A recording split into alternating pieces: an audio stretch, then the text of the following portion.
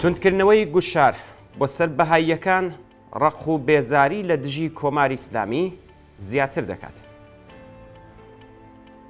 لەو ماوەی کە ئیسرائیل لە غەزا خەریکی جێنۆسایدکردنی دانیشتوانی ئەو ناوچەیە، کۆماری ئیسلامی گوشارەکانی بۆ سەر بەهاییەکان زیاد کردووە.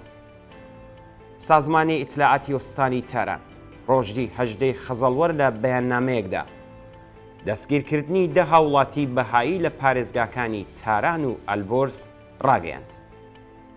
هەر لەو ڕۆژەدا و دوا بە دوای گەڕان و پشکنینی بەربڵاوی ماڵی بەهاییەکان لە هەمەدان، ماڵی لانی کەم 13 کەسی دیکە لەلایەن هێزە ئەمنیەتیەکانی ڕژیمەوە پشکێنران. ڕۆژی سێشەممە 16 خەزەڵوەری 1402 مامورانی ڕژیم هێرش دەکەنە سەر ماڵی 20 کەس لە بەهاییەکان لە شاری هەمەدان و دوای گەڕان و پشکنینی ئەو ماڵانە لانی کەم 8 کەسیان دەست بەسەر کرد.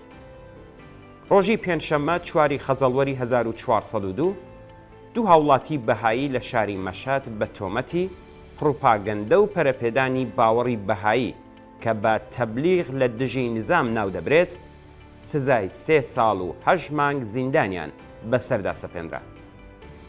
هەروەها ڕۆژی پێنجشەممە 11 خەزەڵوەر دادگای پێداچوونەوەی پارێزگای مازەندەران سزای زیندانیکردن و جەریمەی نەغدی بەسەر 14 هاوڵاتی بەهاییدا سەپاند. 14 هاوڵاتی بەهایی لە تاران ڕۆژی 3 خەزەڵوەر لەلایەن دەستگای قەزاییەوە لەسەر یەک بە 69 ساڵ و 8 مانگ زیندان و سزای تەکمیلی قورس مەحکوم کران.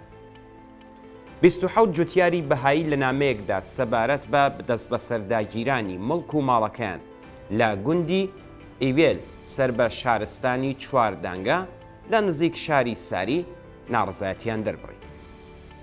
مڵک و ماڵی ئەوان لە مانگی خەزەڵوەری 2019دا لەلایەن دادگاوە دەستی بەسەرداگیرا و درا بە ستادی جێبەجەکاری فەرمانی خومەینی. لەو ڕووەوە کە بەهایی ئاینێکی ناتوند و تیژە، ڕژیم ناتوانێت هەڵسوڕاوانی ئەو بوارە جگە لە تۆمەتی تەبلیغ و پرۆپاگەندە بە هیچ شتێکی دیکە تۆمەتباریان بکات.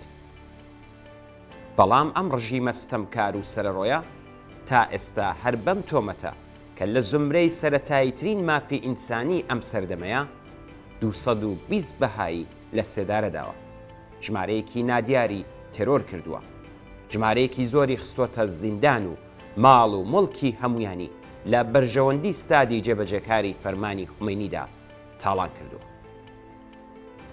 ڕژیمی ئیسلامی لە ماوەی زیاتر لە 4 دەهەی ڕابردوودا بەردەوام لە پێناو لە ناوبردنی جەستەیی بەهاییەکان، دەست بە سەرداگرتنی مڵک و ماڵ و سەروەت و سامانی ئەوان و هەروەها چاوترسێنکردنی کۆمەڵگا بە سەپاندنی سزای قورس و بەردەوام بەسەریاندا و ڕازیکردنی دواکەوتوویترین بەشی کۆمەڵگای شیعەدا هەوڵی داوە. ئەم ڕژیمە لەلایەن خومەینی و خامنەیی و ئایەتوڵڵا پلە باڵا دەوڵەتیەکان و بە پشتبەستن بە یاسا، ئاین و بیر و باوەڕی بەشێک لە خەڵکیان بە چەواشە و قبوڵ نەکراو لە قەڵەمداوە و ژن و پیاوی بەهایی، گەنج و پیر و تەنانەت مناڵەکانی ئەوانی زیندانی کردووە. گەنجانی بەهایی لە خوێندنی زانکۆ و دامەزراندن بێبەش کردووە و دەیان گرفت و نەهامەتی دیکەی بەسەر بەهاییەکاندا سەپاندووە. ئەوەی کە حکوومەتی ئیسلامی لە دژی دانیشتوانی بەهایی کردوویەتی و دەیکات، ڕێک سیاسەتی ئاڵمانی نازی و فاشیستەکانی تری سەدەی ڕابردووە کە لە دژی یەهودیەکان و کرێکارە بیانی و سوسیالیستەکان بەکاریان دەهێنا، یان هەمان سیاسەتی داعشە کە لە شنگاڵ لە دژی کوردانی ئیزەدی بەڕێوەیان بێت.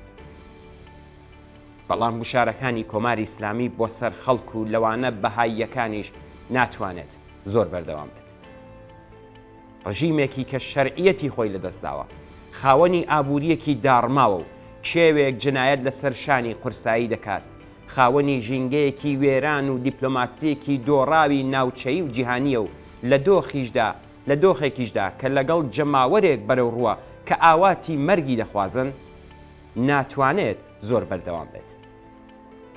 ئەوە لە حاڵێکدایە کە کرێکاران، خانەنشینان، مامۆستایان، ژنان، لاوان، دادخوازان، هەڵسوڕاوانی مافی نەتەوەیی، مافی مرۆڤ و ژینگە پارێزان لە درێژەی دەیان ساڵ خەباتی خۆیان و بەردەوامی شۆڕشی ژن ژیان ئازادیدا خەریکن هەنگاو بە هەنگاو بەرەو گۆڕی دەبن.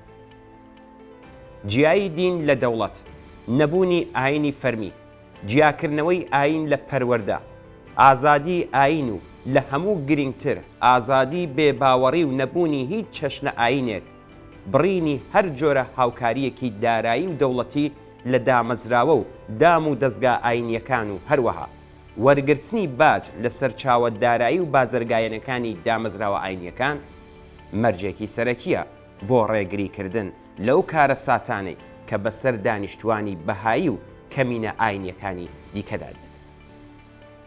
ئەگەرچی زیاتر لە چواردەیە ئازادی و مافە سەرەتاییەکانی خەڵکی ئێران لەلایەن کۆماری ئیسلامیەوە بە تند و تیژترین شێوە پێشێل دەکرێت، بەڵام لەم نێوەندەدا بەهاییەکان تەنیا بەهۆی بیر و باوەڕەکانیانەوە بەدەست بێبەشی و نەهامەتی زیاترەوە دەناڵێن و هەست و نیستیان بەردەوام لە مەترسیدا بووە. هەر ئەو سەرۆک کۆمارەی ئێستا واتە ڕەیسی بە پەروەندەسازی و تۆمەتی درۆ و بێبنەما سزای لە سێدارەدانی لە دژی دەیان بەهایی دەرکردووە.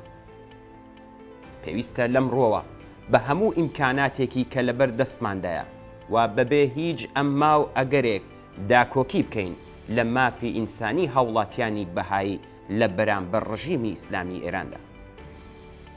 یەکێک لە شانازیەکانی خەڵکی خەباتکاری کوردستان بریتی بووە لە پێکەوە ژیانی ئاشتیانەی هەموو ئاینیەکان و لەوانە بوون و تەحملی بەهاییەکانیش. کوردستان ئێستاش تاکە شوێن یان لەو بەدەگمەن ناوچانەیە کە بەهاییەکان لەلایەن خەڵکەوە بە باوەشی ئاواڵەوە قبول کراون و ئاین وەک بابەتێکی تایبەتی خەڵک چاوی لێکراوە.